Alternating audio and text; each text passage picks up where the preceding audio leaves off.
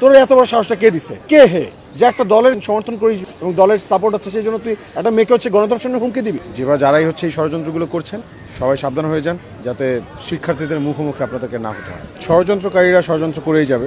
এটা ঢাকা বিশ্ববিদ্যালয়, তাদেরকে মনে রাখতে হবে তারা ষড়যন্ত্রের ফসল তারা ফলাতে পারবে না। এখানে শিক্ষার্থীরা জাগ্রত আছে এবং আপনাদেরকে মনে রাখতে হবে সব শিক্ষার্থীরা কিন্তু সচিবালয়ে যায়নি, সবাই কিন্তু মাথা বিক্রি করে দেয়নি। জুলাইয়ের শক্তিরা এখনও কিন্তু এই লাইব্রেরিতেই আছে, যখন তখন নেমে পড়বে, আর যখন নেমে পড়বে তখন কিন্তু হচ্ছে নব্য ফ্যাসিবাদকে তারা জ্বালিয়ে পুড়িয়ে ছারখার করে দেবে। যেভাবে যারাই হচ্ছে এই ষড়যন্ত্রগুলো করছেন সবাই সাবধান হয়ে যান, যাতে শিক্ষার্থীদের মুখোমুখি আপনাদেরকে না হতে হয়। যারা নির্বাচন আগে থেকে চায়নি বা নির্বাচন বানচাল করতে চায় স্টিল নাও, তারা তো তাদের চেষ্টা চালিয়ে যাচ্ছে। দেখেন, প্রথম কথা হচ্ছে যে আপনারা যদি দলাদলি করেন, এই যে বিতর্কের মধ্য দিয়ে, এই সকল আলোচনার মধ্য দিয়ে আমাদের মূল আলোচনায় হারিয়ে যাচ্ছে। আমাদের ডাকসুর মূল আলোচ্য বিষয় হওয়া উচিত ছিল যে শিক্ষার্থীদের সমস্যা, সমাধান এবং সম্ভাবনা। কিন্তু ধরেন, আপনি শিক্ষার্থীদের সমস্যা নিয়ে কতগুলো কথা বলেছেন, সম্ভাবনা নিয়ে কতগুলো কথা বলেছেন, সমাধান নিয়ে কতটুকু আওয়াজ তুলেছেন।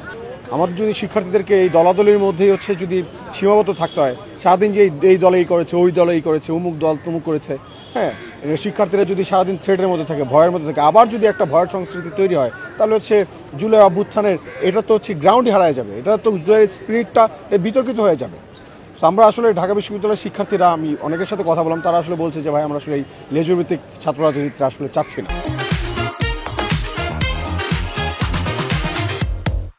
যারা হচ্ছে মানে শিক্ষার্থীদের কথাই না বলছে, কিন্তু সারাদিন নিজেদের মানে কাদা ছোড়াছড়ির মধ্যে দিয়ে যাচ্ছে, আসলে আমরা এইরকম কালচারটা আসলে চাচ্ছি না।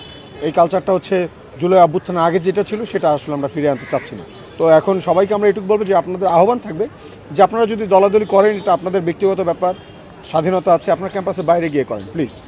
সম্ভব হলে আপনারা ক্যাম্পাসের মধ্যে শিক্ষার্থীদের সমস্যাগুলো সেগুলো নিয়ে আলাপ করেন, সম্ভাবনা নিয়ে আলাপ করেন, আপনার প্রশাসনকে চাপ দেন, প্রশাসনের সাথে কথা বলেন, নেগোশিয়েট করেন। কিন্তু এইভাবে দলাদলি করে শিক্ষার্থীদের মূল্যবান সময় আসলে আপনারা নষ্ট করবেন না, ডিফোকাস করবেন না কাউকে। এবং এইভাবে দলাদলির মধ্য দিয়ে আসলে আমাদের এই স্বাধীনতার এত বছর পরেও ঢাকা বিশ্ববিদ্যালয়ে কিন্তু যেই পরিবর্তনটা আসার কথা ছিল সেটা আসেনি। জুলাই অভ্যুত্থানের পরেও যে চেঞ্জটা আসার কথা ছিল সেটা কিন্তু আমরা পাইনি। আমরা সবাই ব্যস্ত, অমুক দল কী করেছে, তমুক দল কী করেছে, কে কাকে গণধর্ষণের হুমকি দিয়েছে, এটা তো একটা ন্যাক্কারজনক ঘটনা। আরে ভাই, তোর এত বড় সাহসটা কে দিছে? তুই কে হে যে একটা দলের সমর্থন করিস, তোর পিছনে দলের ব্যাকগ্রাউন্ড আছে এবং দলের সাপোর্ট আছে সেই জন্য তুই একটা মেয়েকে হচ্ছে গণধর্ষণের হুমকি দিবি? মানে ওর ব্যাপারটা চিন্তা করেন। আমরা এটাকে তো হচ্ছে কোনোভাবে হচ্ছে সাপোর্ট করতে পারতেছি না। এই ব্যাপারটা যে এমন হয়ে দাঁড়াইছে যে আমাদের প্রত্যেকটি শিক্ষার্থীরা, এখন শিক্ষার্থী বোনেরা, তারা তো মানে আতঙ্কে থাকবে যে আল্লাহ, এটা কি বলে ফেললো, এটা কি করে ফেললো, আসলে সত্যি কিনা এই কাজটা করে, যদি আবার কোনো দল যদি এখানে আসে সত্যি কিনা এই কাজগুলো করে।